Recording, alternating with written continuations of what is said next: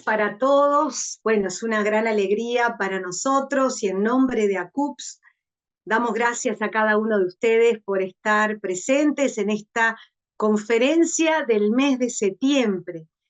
Agradecemos a la doctora Lorena Quintana, que nuevamente, ella estuvo en agosto, ahora va a estar en esta segunda conferencia con un tema realmente tan importante, tan relevante, que afecta a personas, familias y a la sociedad toda, que tiene que ver con el tema de las adicciones.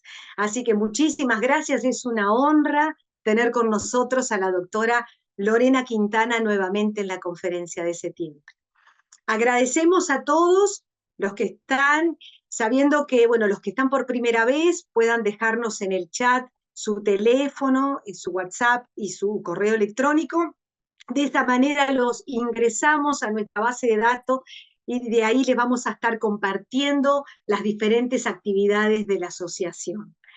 También les decimos que cada uno de los que tenga preguntas, comentarios, puedan escribirlos en el chat, y luego de la conferencia de Lorena hay un equipo coordinado por la doctora Sandra Armando Ugón. Tenemos a 3 psicólogos, al psicólogo Gerardo Piñeiro, a la psicóloga Jenny Kerikiani, a la psicóloga Joyce da Costa, para que van a estar tomando todas sus preguntas, comentarios, y luego de la conferencia van a ser transmitidos a Lorena para que de esa manera ella pueda responder a sus preguntas y también recibir de los comentarios que ustedes hagan. Así que bueno, los animamos a lo largo de la conferencia, que siempre resuena y dispara muchas preguntas, ¿sí? O comentarios que se sientan en total libertad, y nos encanta que nos puedan comunicar. También agradecer a tantas personas de todo el Uruguay que se conectan todos los meses y de todas las naciones prácticamente de América Latina. Así que muy bienvenido a toda América a esta conferencia para poder recibir un aporte tan importante en un tema tan importante. ¿Y quién mejor que una especialista como la doctora Lorena Quintana? El título de la conferencia: Adicciones, paradigma de las políticas de prevención, luces y sombras de la regulación de los mercados. Lorena Quintana, ella es médico de familia, es especialista en política de drogas, tiene posgrado en el tratamiento de adicciones y es la directora del programa de prevención y abordaje de las adicciones del Ministerio de Salud Pública del Uruguay. Así que realmente un honor tener a Lorena nuevamente en la conferencia de ACUPS. Y bueno, ahora, Lorena, el tiempo es tuyo, y bueno, todos ansiosos y expectantes de escucharte. Bueno, muchas gracias. La verdad que un placer para mí estar de nuevo con ustedes en este tema que sin duda es el tema que he trabajado toda mi vida. Creía que solamente iba a trabajar en la asistencia en este tema, pero bueno, a veces los propósitos de Dios son más altos que los nuestros y nos lleva por otros caminos que no imaginábamos. Para poder hablar de lo que son las políticas de prevención y de los mercados, para poder entender la visión, en especial la que entiendo que debemos defender, pero voy a hablarle de los argumentos a ustedes. Primero tenemos que por lo menos traer sobre la mesa algo sobre las adicciones, algo sobre las drogas, que nos ayudan a entender el porqué y entender las luces y sombras que entendemos que tiene la regulación de los mercados. Cuando nosotros hablamos de drogas, cuando hablamos de lo que generan las drogas, tenemos que entender que nosotros somos una máquina perfecta, hemos sido creados como una máquina perfecta. Y en esta perfección que tenemos, nuestras glándulas forman químicamente todo lo que necesitamos. Un ejemplo de esto es que si tenemos un susto muy grande, ¿no? Si nos está pasando algo y tenemos un susto muy grande, se forma adrenalina, la adrenalina va a los receptores de adrenalina del cerebro y nosotros estamos en una situación de alerta. Esa situación de alerta hace que tengamos los reflejos activos, que parece que fuéramos un hombre con mayor fuerza, ¿no? Que parece que tuviéramos mejores reflejos, por supuesto que hay taquicardia, ¿no? El corazón va más rápido porque estamos en un nivel de alerta. Es como si estuvieras sola en tu casa y son las 3 de la mañana y te están intentando abrir la puerta, ¿no? Esa situación de alerta que te hace muchas veces actuar como si fueras otra persona, ¿no? Eso lo hace la adrenalina. Eso en el cerebro es lo que produce la merca, es lo que produce la cocaína. Estimula el mismo receptor de adrenalina. ¿Cuál es la diferencia? Cuando yo tengo ese shot de adrenalina por una situación puntual que me da miedo, en algún momento termina la situación y yo bajo la adrenalina y bajo a mi normalidad.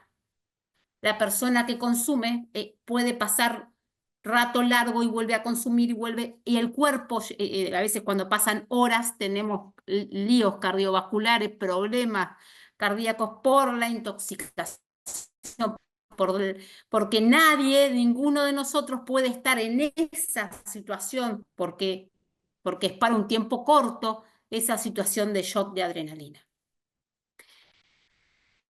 Cuando, cuando a nosotros nos dan un abrazo y nuestra pareja nos abraza y está con un abrazo prolongado, unos 8 o 10 minutos, cuando nuestros hijos nos abrazan y estamos 8 o 10 minutos en el abrazo, sintiendo ese placer de abrazar a nuestros seres queridos, nuestras glándulas forman oxitocina y forman dopamina. Esas glándulas van al receptor de oxitocina y dopamina y generan placer. Eso es donde actúan las drogas, en el sistema de placer del cerebro. Mucha gente te dice, bueno, suplanto el abrazo con la sustancia, ¿no? Por eso es que un mercado de algo que me genera placer es una fidelización de los consumidores interminable. Es un mercado que sin duda rápidamente tiene consumidores. Pero sucede algo en los receptores de adrenalina y en los receptores de oxitocina y dopamina, y es que se comienzan a saturar. Entonces yo necesito más cantidad de de eso que me genera tanto la excitación como el placer, para poder sentir lo que sentí las primeras veces que lo utilicé. Por eso es que el mercado de las drogas es un mercado que tiene clientes casi que de forma ilimitada, y que una vez que inician en ese mercado es muy difícil que el mercado disminuya y que se te termine el negocio, porque es un negocio que es por lo que generan las drogas, que tiene rápidamente la fidelización de los consumidores. Entiendo que este tema es un tema complejo, que he acompañado a muchas familias en la búsqueda de tratamiento, ¿no? En una situación tan dolorosa que viven las personas, pero es necesario entender también que las drogas son una mercancía, que es una mercancía que además generan todo esto, y por eso también es parte de un mercado. Por supuesto que no todo el mundo es adicto, no todo el mundo inicia en esto, ¿no? ¿Cuántos de nosotros vamos a una fiesta, tomamos un vino y decimos, ¡pa, qué rico! Este vino, ¿no? Sentimos esa sensación que se supone que tenemos de placer, el de los abrazos de los 8 minutos, pero pasamos al cuento y a los días no volvemos a tomar vino hasta el próximo cumpleaños o hasta la próxima Navidad, ¿no? Pero si yo entiendo que esa misma sensación de placer la tengo en casa, si yo esa misma sensación de placer la tengo con mis hijos, si yo la tengo con mi esposo, la tengo con mis padres, la tengo con mi perro, ¿no? Hoy también hay sensación de placer del abrazo. Es mucho más difícil entender que necesito esa mercancía para poder generar la dopamina y la oxitocina. Por supuesto que nosotros entendemos que no cualquiera es adicto, pero hoy la situación que viven nuestros jóvenes, la situación que se vive en Uruguay, la falta de familia, la falta de afecto, el aislamiento de las personas, todo lo que se está viviendo con esa falta de demostración de amor, de afecto y de disfrutar y de tener esa sensación de placer desde el cariño y desde el amor, es una puerta abierta a que inicien el camino de la adicción.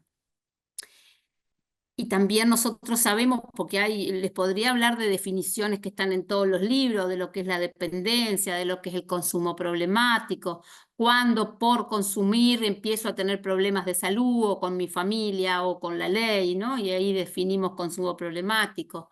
O la dependencia como aquella persona que ha pesar de que la situación no es buena, igual va a buscar el consumo, que es lo que se llama el craving, ese día de frío espantoso con alerta meteorológica que te quedaste sin cigarro a las 3 de la mañana y a pesar de la lluvia torrencial vas hasta el kiosco que te queda a 15 cuadras o sacas el auto para ir hasta tantos kilómetros para ir a buscar. Eso es el craving y eso habla de que hay, ¿no?, una dependencia de esa sustancia.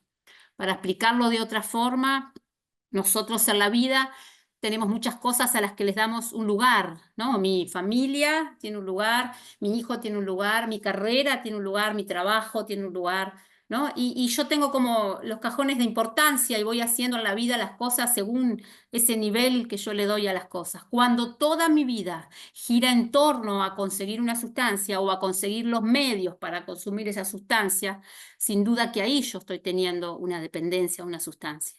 Esto a veces lo explicamos a las personas y en realidad más que nada a las familias, porque es muy duro a veces cuando dicen, pero me robó a mí, ¿no? Pero robó en mi casa, pero pasó esto, bueno, porque hoy todos aquellos lugares que le dábamos la importancia parece que se fueron del lugar y ahora toda la vida gira en torno a conseguir los medios para conseguir esa sustancia.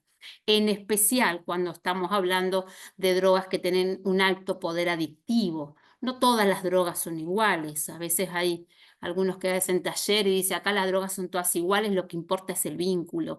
O las ponen las drogas ahí y dicen, las drogas no te hacen nada.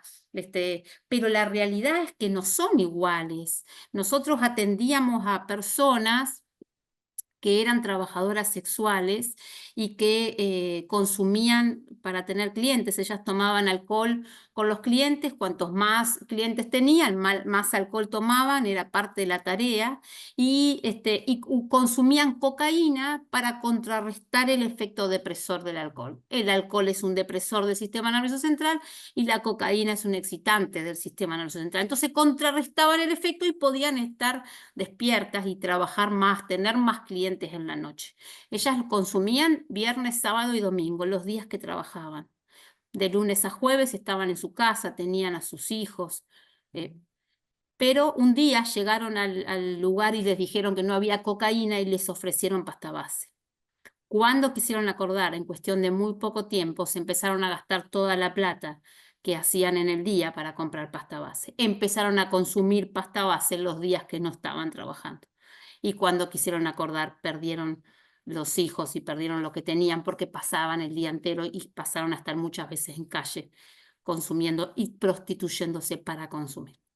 Entonces, las drogas son distintas. Hay algunas con mayor capacidad adictiva que otras, ¿no? Y uno, si tienen conocidos, uno puede ver que la cocaína, que muchas veces no la tenemos tan en cuenta, ¿por qué? Porque el consumidor de cocaína logra seguir trabajando, porque el consumidor de cocaína muchas veces por un tiempo prolongado va paliando la situación y capaz que cuando cobró al otro día no fue a trabajar porque consumió toda la noche, pero a los otros días se recupera y sigue trabajando.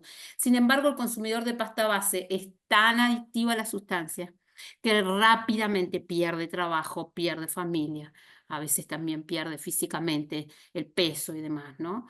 ¿Por qué? Porque cuanto más rápido es el efecto de la sustancia cuando comienzo a consumir y menos dura la sustancia baja, eso hace que tenga mayor capacidad adictiva.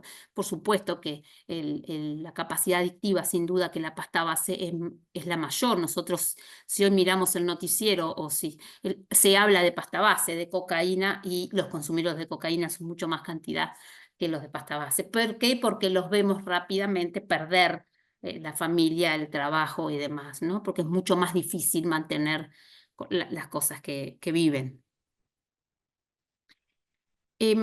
nosotros hoy, la idea de hoy es hablar de cuáles son los diferentes paradigmas de la prevención.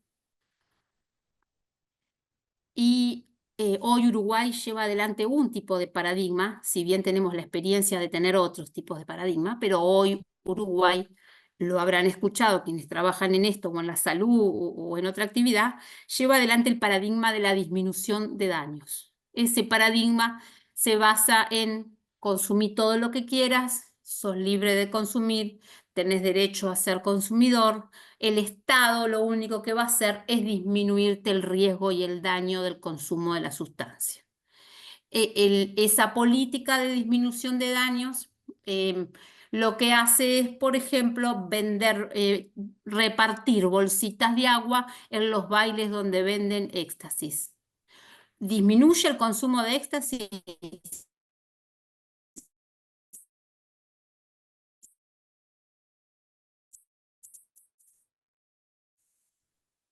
No. La prevención no tiene como objetivo disminuir el número de nuevos consumidores, retardar la edad de inicio, hacer que sean menos los que tienen un problema por el consumo de sustancias, disminuir la cantidad de personas que consumen. No es ese el objetivo. El objetivo es disminuir los riesgos y daños de las personas que consumen.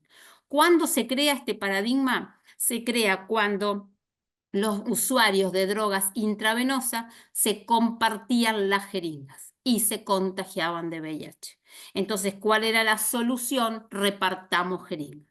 No vamos a evitar que consuman, vamos a evitar que se contagien de VIH.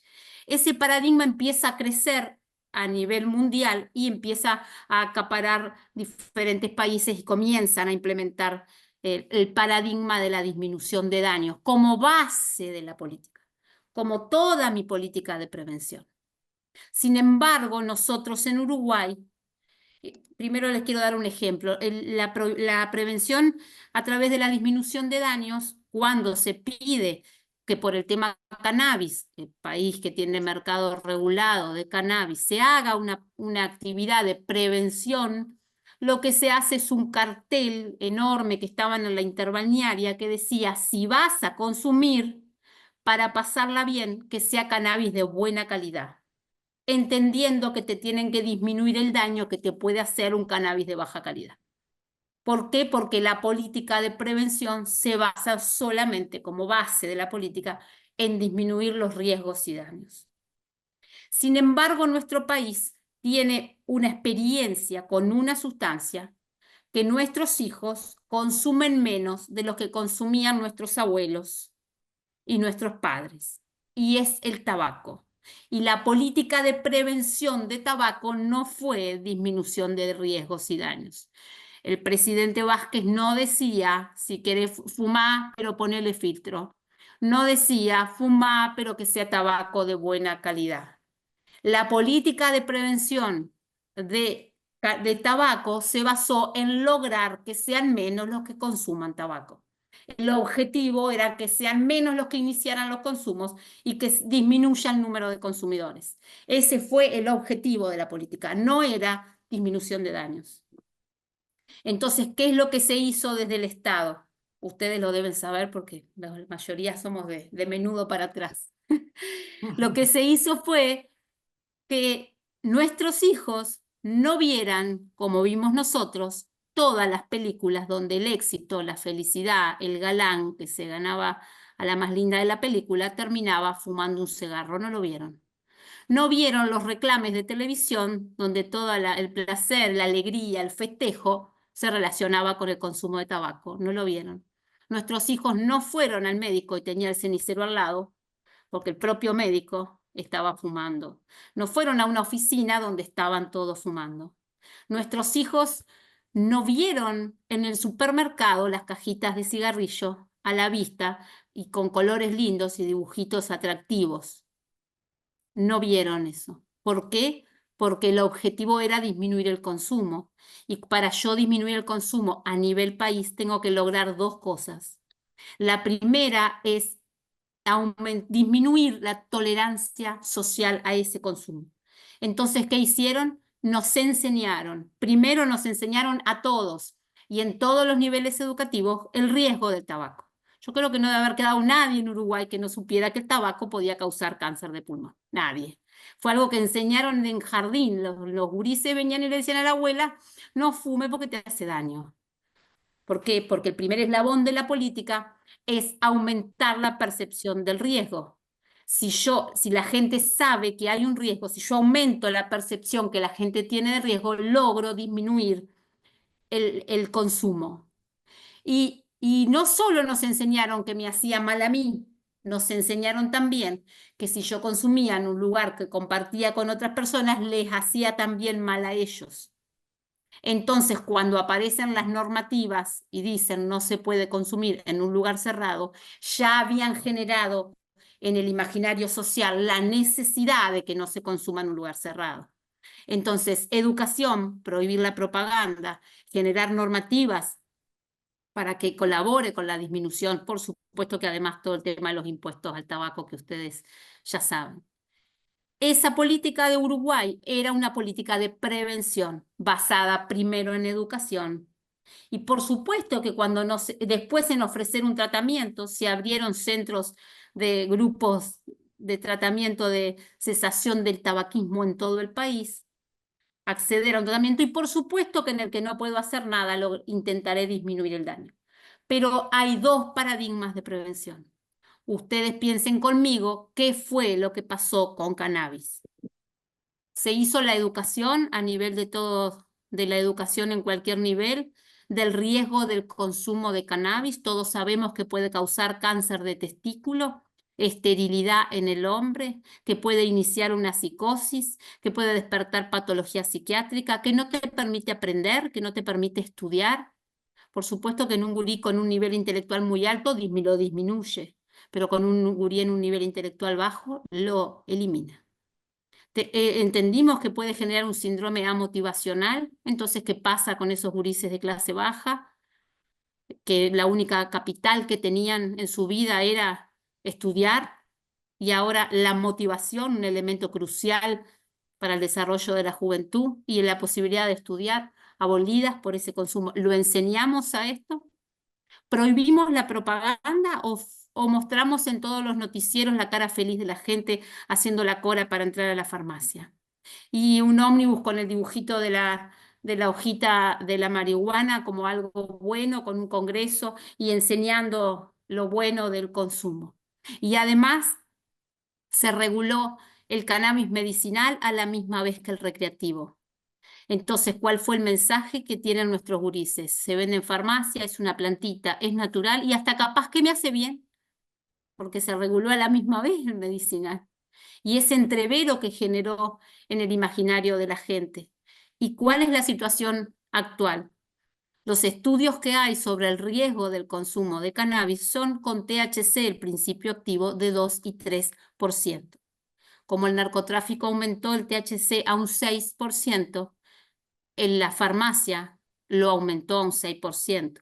Pues ahora el narcotráfico lo aumentó a un 12%. Entonces, en lugar de sentarnos y ver si nos estamos equivocando con la política, lo que se hace es aumentar en diciembre al 12%. No hay estudios siquiera con ese nivel de THC que sepamos de cuál es el riesgo que puede traer esta sustancia. Si nosotros, como política de país, queremos disminuir el consumo de sustancias, tenemos que hacer dos cosas. Tenemos que disminuir la tolerancia social a las drogas y tenemos que aumentar la percepción del riesgo. Entonces, ¿cuál de los paradigmas que podemos utilizar en prevención son lo que logran esto? Por supuesto que todos sabemos que hay otros modos de prevenir que uno ni siquiera habla del tema sustancias y que en especial hasta los gurises hasta 14 años tiene que ver con la familia, ¿no? Hay un estudio de consumo de cannabis en Montevideo, 17 años, que dice que si hay una familia atrás que sabe quiénes son los amigos de tu hijo, a dónde está, ¿no? Sabe que quiere estudiar, si tiene una comunicación con su hijo, el consumo es 6 veces menor. Entonces, por supuesto que una política de prevención primaria es fortalecer la familia. Y la segunda política de prevención es generar oportunidades para los chiquilines. Un gurí que tiene sueños, que tiene proyectos, que tiene una oportunidad deportiva de hacer un deporte federado, una oportunidad recreativa, una oportunidad laboral, educativa. Es mucho más difícil que tenga un problema por el consumo de sustancias. Entonces, ¿cuál es el paradigma de prevención que nosotros queremos tener? Depende de cuál es nuestro objetivo. Si nuestro objetivo es que sean menos los consumidores de drogas, tenemos que basarnos en el paradigma de educación, fortalecer la familia, oportunidades, acceso al tratamiento y cuando no podamos hacer nada, disminución de daños. Si nuestro objetivo es pararnos en el derecho del consumidor, de consumir todo lo que quieras, yo como Estado solamente intento evitar que te haga un daño, solamente haríamos la disminución de riesgos y daños. Yo los invitaría a que me digan cuál es el derecho y la libertad de consumir que tiene una persona cuando la ves al costado de la volqueta con 40 kilos mojado y descalzo. Realmente poco tiene que ver con el derecho y poco tiene que ver con la libertad, cuando los que trabajamos en este tema sabemos que es una cárcel lo que viven las personas y su familia, ¿no? Es una película de terror lo que viven muchas veces las personas y las familias relacionadas a los consumos. Pero bueno, estos son los dos tipos de política de prevención que nosotros podemos usar y por supuesto que siempre son definiciones políticas. Hasta ahí va como con el primer tema. El segundo tema es la regulación de los mercados, pero capaz que si alguien, porque he visto que están activos en el chat, si alguien quiere preguntar algo o hablar algo de este primer tema de políticas de prevención, o si no, lo dejamos para el final, Gloria, como tú digas. Sí, tal vez para el final, sí, Lorena, así Bien. mantenemos el orden del formato. Perfecto, perfecto. Ahora nosotros tenemos que hablar de un tema que está muy enrasado con este, que es la regulación de los mercados. Nosotros sabemos que la lucha o la bandera de quienes están a favor de regular los mercados se basa en que esa es la forma de luchar contra el narcotráfico, ¿no? Ese es el eslogan más grande, es que si yo no lo vendo en farmacia, la persona tiene que ir a la boca y en la boca además de ofrecerle, ¿no?, el efecto góndola. Además de ofrecerle cannabis, capaz que le ofrecen una droga más adictiva y tenemos riesgos de que inician los consumos de una droga más adictiva. Pero sobre todo, los argumentos a favor de la regulación de los mercados es que es la forma de luchar contra el narcotráfico, imitar lo que hace el narcotráfico, ¿no? Que sea el Estado quien regule, quien venda y quien tenga la regulación de ese mercado. En relación a esta postura, nosotros recién dijimos que este es un mercado que rápidamente logra consumidores fieles y que además esos consumidores fieles aumentan rápidamente. ¿Qué pasó con el mercado de cannabis? Somos el país que lo puede hablar. Además, nosotros antes de regular el mercado teníamos menos de 50.000 personas en Uruguay que consumía cannabis. 10 años después, tenemos más de 250.000. De esos o sea que antes teníamos 50.000 que compraban en el mercado negro. De esos 250.000 sabemos que 100.000 están dentro de lo regulado, que compran en farmacia, que son autocultivadores o que están en un club canábico. O sea que el mercado negro aumentó 3 veces. Menudo favor que le hicimos al mercado del narcotráfico con la regulación de los mercados. ¿Por qué? Y porque las drogas generan dependencia y porque las drogas, porque el regular el mercado de cannabis disminuyó la percepción del riesgo, porque el regular el mercado de cannabis aumentó la tolerancia social. Entonces era esperable que hubiera un aumento del consumo de cannabis, pero además una vez que aumenta se hacen clientes efectivos que se mantienen como clientes de este mercado. Este aumento de cannabis, del consumo de cannabis, no se dio en otros países del mundo. Capaz que sí la región, Argentina, Chile, también genera un aumento y ellos dicen que es por culpa nuestra, que lo que nosotros hicimos los contagiamos un poco a ellos. Pero si vos miras países del Reino Unido, ¿no? Hay países que no le afectó para nada, que no tienen un aumento del consumo de cannabis. Hoy en día la agenda de muchos, no quiero hablar de política, me lo prometí, pero hoy en día la agenda dice que quieren avanzar en la regulación del mercado de otras drogas, porque entendieron que ese es el camino y que quieren avanzar en la regulación de éxtasis, de LSD, de cocaína. O sea, la misma experiencia que tiene Uruguay con cannabis la quieren hacer con las otras drogas. Y la base del argumento es el mismo, es el efecto góndola y luchar contra el narcotráfico. Cuando uno trabaja con personas que tienen este problema y conoce lo que viven, uno sabe que el escenario donde el Estado imite lo que hace el narcotráfico es imposible. Es imposible. El narcotráfico le vende a niños, le vende a menores, a cualquier hora, la cantidad que quieras.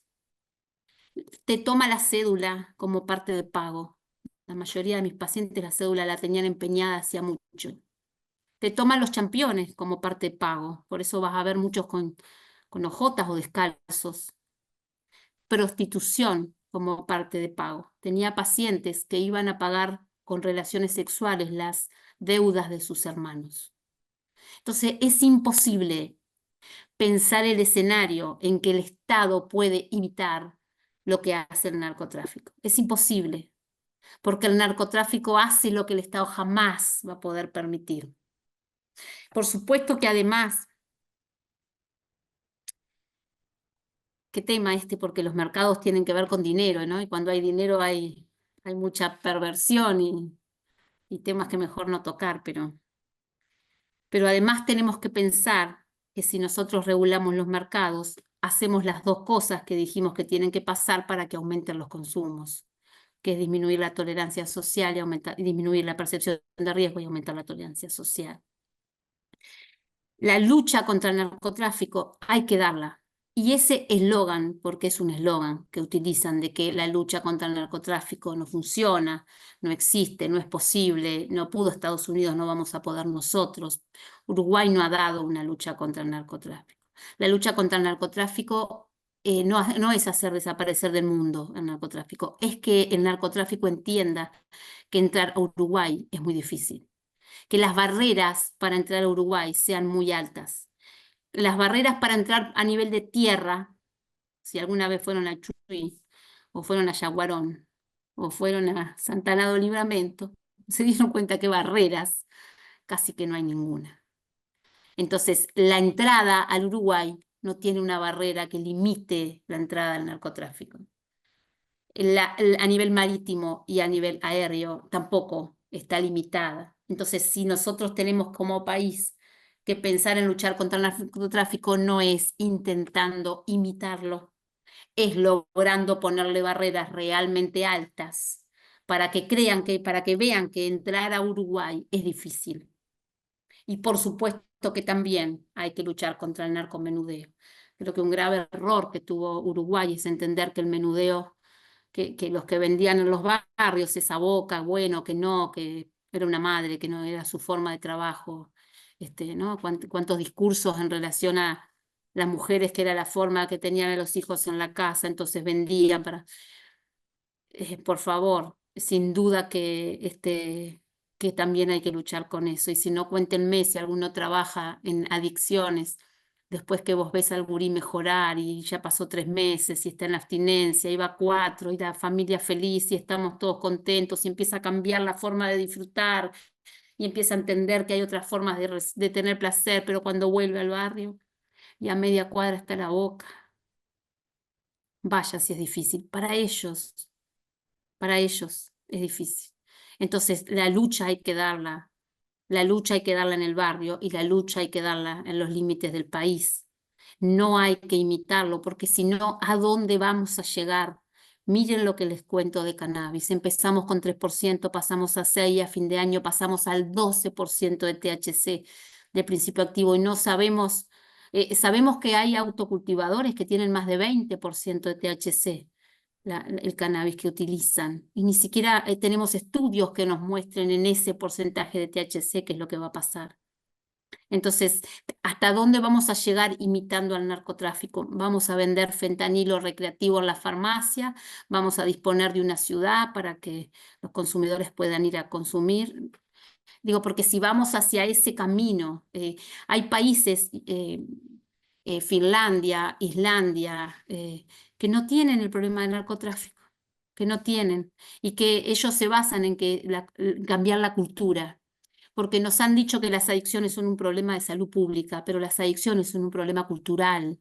Es la cultura lo que cambió en tabaco, es la cultura lo que cambió, y tenemos un excelente antecedente de lograr disminuir los consumos, de ser reconocidos mundialmente. Pasamos de un 70% a un 20% en consumos. Es realmente enorme el cambio que tuvimos, que nos llevó unos años, pero luego hicimos todo lo contrario con otra sustancia. Entonces, la regulación de los mercados tiene luces y sombras.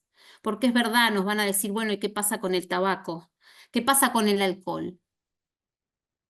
¿No? ¿Qué pasa con el alcohol, que también es una sustancia, que también genera adicción, que también tiene problemas de salud?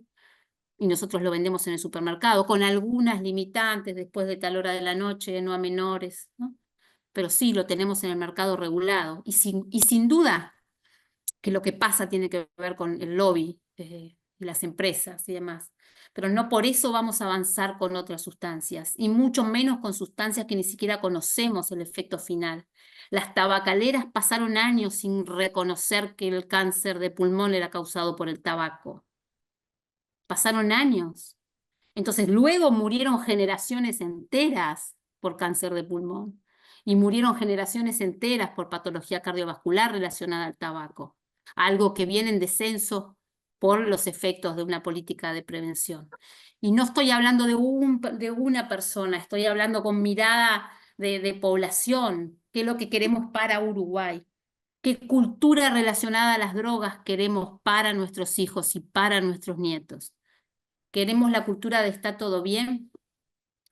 Hay diferentes perspectivas. Antes usábamos la perspectiva de clases, ahora parece que se dejó de usar y todo es con perspectiva de género, ¿no? Pero existe la perspectiva de clases. Entonces, una cosa es si yo me miro la perspectiva de clases y pienso en el chiquilín de clase media, alta, que derecho no tiene de fumarse un porro. Y quizás tiene todos los medios y las oportunidades para estudiar y para avanzar y para tener el negocio de la familia. Pero ¿qué pasa con el chiquilín de clase baja? ¿Es lo mismo? ¿Es la misma situación? ¿No tendremos que otra vez aplicar perspectiva de clase? Un gurí de clase baja, que su madre era consumidora, que el padre está preso, que estuvo mal alimentado en la niñez, a donde le ponemos en el cannabis con todos los efectos que dijimos que tiene en la mano, donde probablemente tenga menos herramientas para salir de eso, porque lamentablemente el inicio de una adicción más grande muchas veces es un viaje de ida y no todos tienen el boleto para la vuelta. Entonces, de verdad, ¿qué queremos para el Uruguay? ¿Qué queremos para nuestros gurises? Sin duda que esa es lo que tenemos que pensar. ¿Queremos solo disminuir el daño basados en el derecho del consumidor? Y bueno, que compren todo el éxtasis que quiera, pero por lo menos no se van a deshidratar. No tenemos en cuenta que después van a querer más y después se va a querer más, porque así es la fisiología del consumo y de la adicción. No, no sé, creo que no quiero hablar de política, así que me tengo que cortar por ahí. Bueno, muy bien, excelente, excelente, clarísimamente. Y sé que hubieron comentarios, preguntas, y bueno, Sandra y todo el equipo, adelante, que estuvieron tomando esas preguntas, ¿sí? Bueno, doctora Quintana, felicitarla, darle gracias por todo esto que hemos aprendido y que hemos organizado como conocimiento, que hemos podido esclarecer en tantos aspectos y que nos va a dar seguramente para pensar en esto de una manera muy responsable y profunda, ¿no?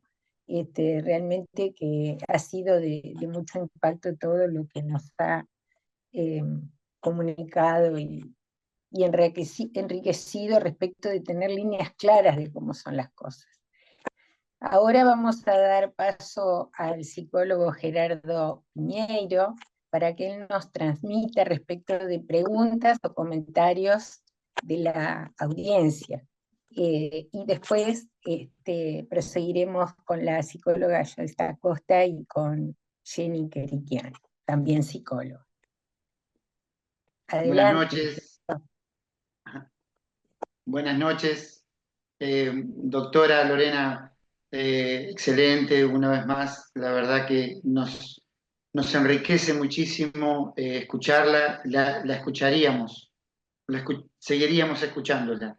Muchas gracias a todos los que nos acompañan, a todos los participantes de esta exposición. La verdad que es un privilegio participar de una instancia en la que alguien con tanto conocimiento del tema y de nuestro país, de nuestra realidad, lo expone, y probablemente sea también la realidad de otros países con sus particularidades. No hubieron preguntas dentro de los comentarios en el chat. Sí, comentarios, excelente, muchas gracias, muy bueno, todos comentarios en ese sentido, pero de todas maneras a mí me gustaría que usted, doctora, pudiera, me quedé con algo, con varias cosas, pero una cosita que dijo que me pareció tremendamente importante, que este tema de, bueno, las adicciones y cómo se van instalando los modos, la forma, las sustancias, en fin, es de un trasfondo cultural. ¿Cómo podemos los actores, los que estamos interesados en contribuir para que poner desde el lugar de cada uno de nosotros, cómo podemos contribuir hacia ese segmento o ese modelo cultural en nuestra realidad, a disminuir esto o a darle un giro, si es que se pudiese, si es que se puede, si es que es capaz que soy demasiado ilusorio, pero de pronto podemos pensar juntos alguna estrategia o modo en el cual podríamos participar, doctora. Primero contarte, mirá si será un cambio cultural, que nosotros antes a la persona que tenía una adicción le decíamos adicto, y el adicto era un enfermo, era alguien que tenía una enfermedad, ¿no? Y las drogas, las llamamos drogas, hoy son sustancias, y el consumidor es una persona que gestiona su placer, ¿no? Esas son las frases que se utilizan para hablarnos del adicto, una persona que gestiona su placer. O sea, mirá si hay un cambio en la cultura, que nos van cambiando las palabras para que miremos esto desde otro modo. Sin duda que creo que sí que se puede, porque tenemos experiencia en Uruguay de poder. ¿Por qué no vamos a poder? Una de las formas, sin duda, que es mirar cuáles son las sustancias, las drogas más frecuentes, y decir, con estas hay que hacer lo mismo que hicimos una vez en Uruguay. Hay que hacer lo mismo que hicimos con tabaco, con cannabis, hay que hacer lo mismo que hicimos con tabaco, con cocaína, hay que hacer lo mismo que hicimos con tabaco, con pasta base. ¿Cuánta educación estamos haciendo de esto? ¿Cuánta cerrar totalmente la posibilidad de propaganda? Y saben que nuestros hijos hoy no miran la tele, miran youtubers. Miran, ¿no? Youtubers que te enseñan lo bueno que es el cannabis, que te enseñan lo bueno que es, cómo consumirlo, cómo hacerlo, cómo plantarlo, cómo... Todo eso miran. O sea, hay otro tipo de propaganda que no es la de tabaco, pero sí lo están mirando. Y eso está al alcance de las manos. Entonces, yo creo que se puede. Creo que lo que hay es que virar lo que se está haciendo en Uruguay, y hay que hacerlo de otra manera, sin dejar de conocer que esto es una agenda mundial, ¿no? O sea, nosotros somos los primeros de la clase, tenemos una buena nota siempre en esa agenda, pero es una agenda mundial, ¿no? Que viene hacia eso. Pero bueno, creo que nuestra tarea igual es pararnos y decir no a eso, ¿no? Y hagamos nuestra parte. Hay una cosa que dije hoy, es que somos una máquina tan perfecta que nosotros mismos formamos todas las hormonas y todo lo que se necesita, ¿no? Y que frente a un abrazo de 8 minutos liberamos lo mismo que liberan las drogas. Entonces, sin duda que si hay algo que tenemos que hacer es aprender a demostrar amor. a demostrar amor es lo que ayuda a evitar esto, ¿no? A evitar amor en casa. Imagínate en esos lugares donde están las personas buscando asistencia, ¿no? Buscando parar de consumir, lo importante del abrazo y la demostración de amor. Estoy en esta recorrida que estoy haciendo por lo demás, estoy yendo a los centros de tratamiento, estoy yendo a conocer todas las comunidades que puedo. Primero que nada para conocer cuáles fueron los cuellos de botella que tuvieron los gurises que les costó llegar a buscar un tratamiento, ¿no? ¿Qué fue lo que pasó? Para saber bien cómo mejorar el acceso. Pero también uno encuentra tan frío algunas cosas que son del Estado, es decir, cómo va a haber acá lograr realmente un tratamiento. Y va a otros, muchas veces de organizaciones de la sociedad civil y se siente el amor, el cariño, el abrazo, ¿sí? Es por acá, ¿no? Sin duda que es por acá, y sobre todo cuando sabes qué hay atrás de la adicción, ¿no? Me fui de Muchas tema. gracias. Muchas gracias, doctora. Bien, bueno, aquí Joyce, Lorena, muchas gracias bueno, por transmitirnos. Es muy amplio el tema, ¿no? Pero bueno, como parte de alguno de los mensajes felicitando de acá del interior del país, de Minas, Rivera, pero también de Colombia, Medellín, de la Patagonia, Argentina. Así que bueno, también gracias por conectarse a las personas del exterior. Y ahora cuando hablabas todo esto de lo que tenemos a la mano, justo hay una pregunta que te la leo, se las leo. ¿Cómo se debería posicionar la sociedad uruguaya con respecto al alcohol? ¿No? Algo que lo tenemos también a la mano. Sabiendo que se puede vender en el mercado legal comercial, a diferencia de la marihuana que se vende solo en farmacias y con registro.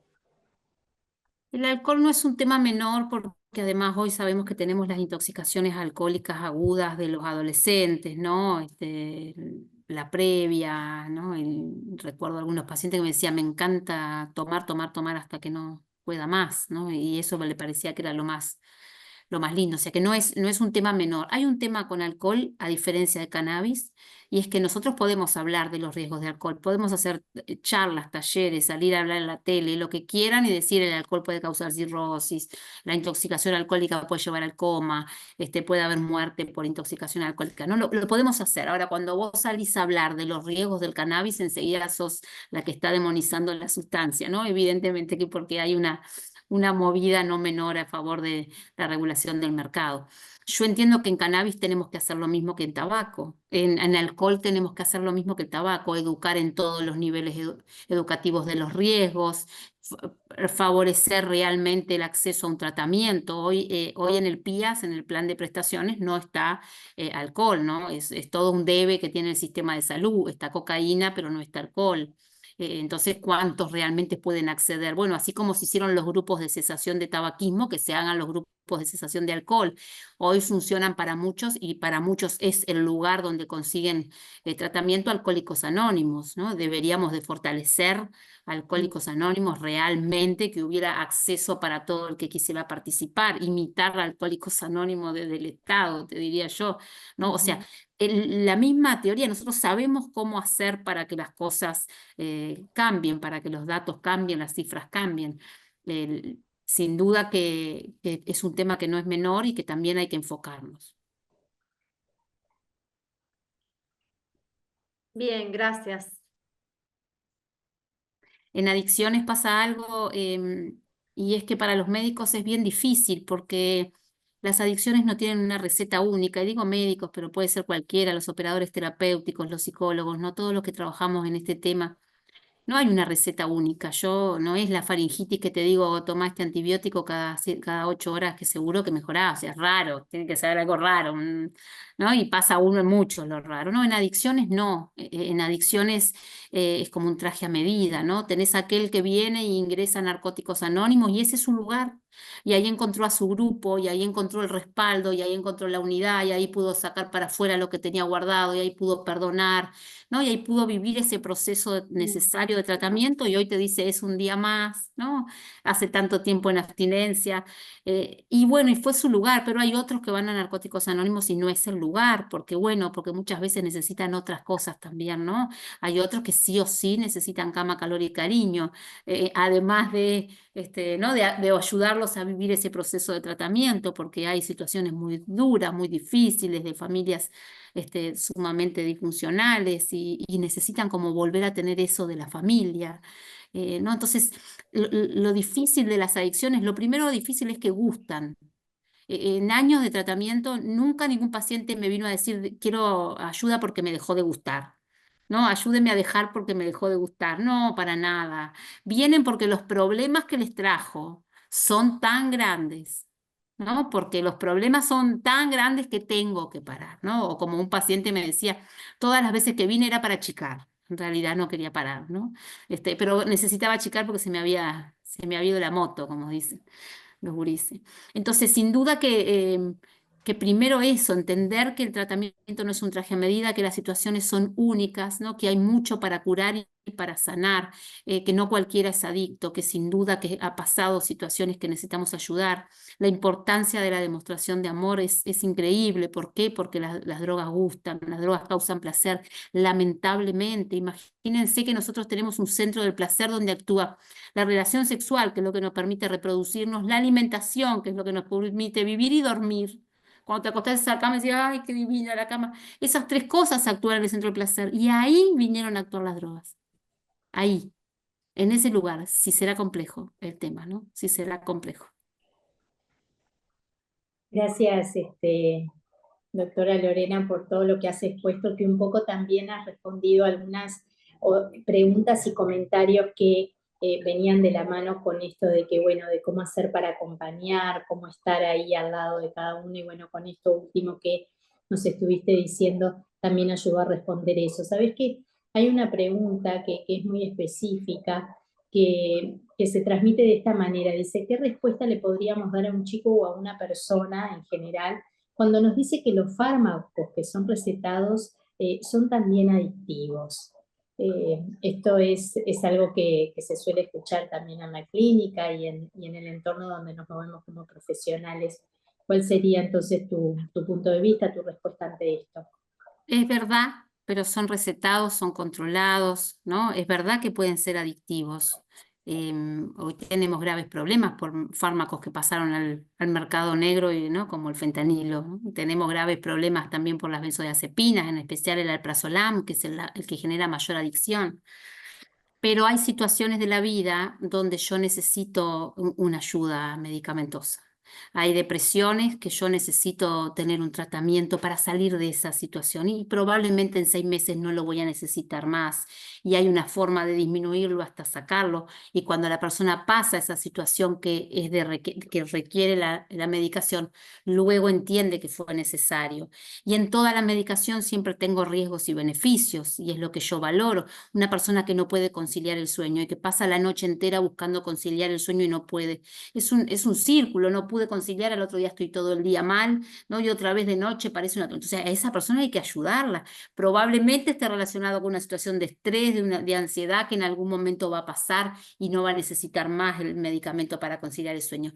Pero las drogas son tóxicas. Las drogas son una mercancía, no son una mercancía más.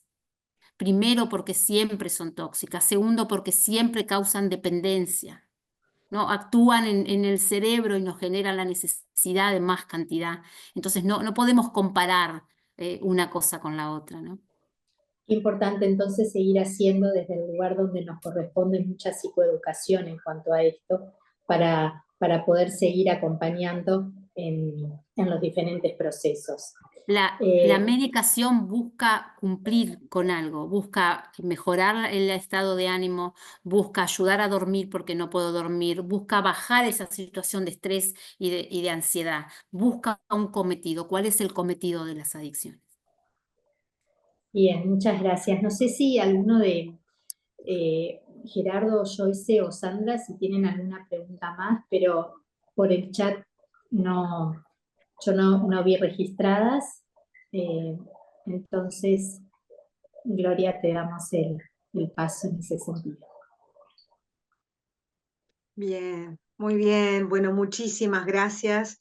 Y cómo se une esto, la importancia que enfatizaste tantas veces, que tiene que ver con el amor y la expresión del amor, ¿no? Del abrazo, de la palabra, palabra que afirma, ¿no? Las palabras tienen poder para afirmar positivamente en la autoestima, y de verdad que importante también es el encuentro con el sentido de la vida, ¿no?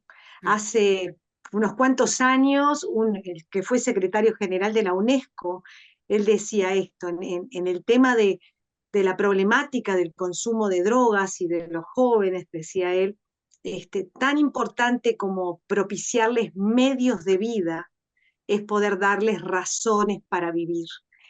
Y es sumamente importante eso, ¿no? Por un lado, como tú decías, el apoyo, la familia, también materialmente en lo que se necesite, pero profundamente llevarlo, bueno, a ese sentido de vida que tiene que ver con esos sueños, y que podemos poder acompañar a los jóvenes en esa posibilidad de soñar, y que los sueños se pueden concretar en hermosas realidades para sus vidas, y que además autotrascienden para la vida de la sociedad toda, ¿no?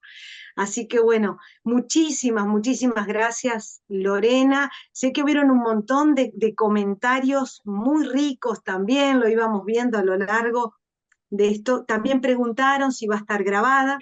ACUPS tiene un canal de YouTube donde ustedes pueden ver todas las exposiciones, y prontamente esta también la van a poder ver en el canal de YouTube de ACUPS.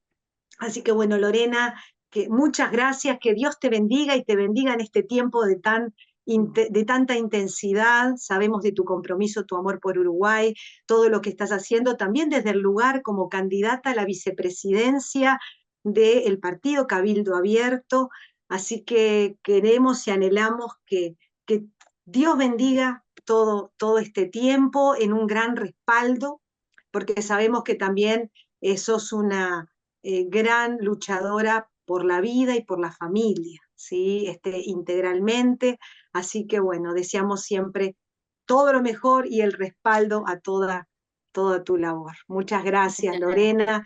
Gracias a todo el equipo, gracias al soporte técnico con Esteban y Adriana, desde el lugar tan importante que si no sería muy difícil, y por supuesto a Sandra, a Jenny, a Joyce y a Gerardo en este soporte por detrás. Agradecemos, y que hemos visto de tantos países que se han conectado también con muchísima expectativa, y sabemos que bueno, también nos siguen cada mes a través de las conferencias de ACUPS. Y queremos contarles de la próxima conferencia de ACUPS, que va dirigida a el tema de las personas sordas. Uruguay tiene una comunidad de personas sordas bastante importante y numerosa, y aquí, por un lado, va a estar desde Colombia Lilian López, la docente e intérprete de lengua de señas desde Colombia, forma parte de ICMDA a nivel internacional,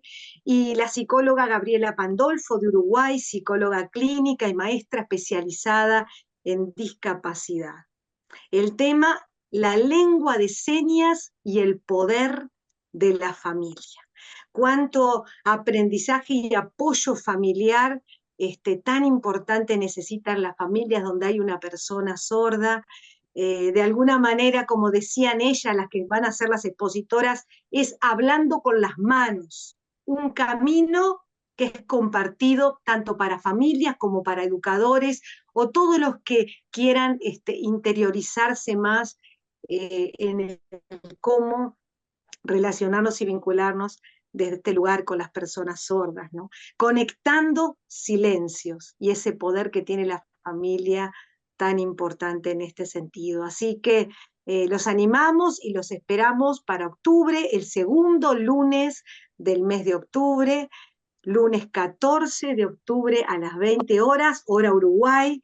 Ya vamos a estar pasando luego toda la invitación a través de nuestras redes Así que bueno, muchísimas gracias a todos, que Dios los bendiga y nos volvemos a reencontrar en octubre. Que Dios los bendiga.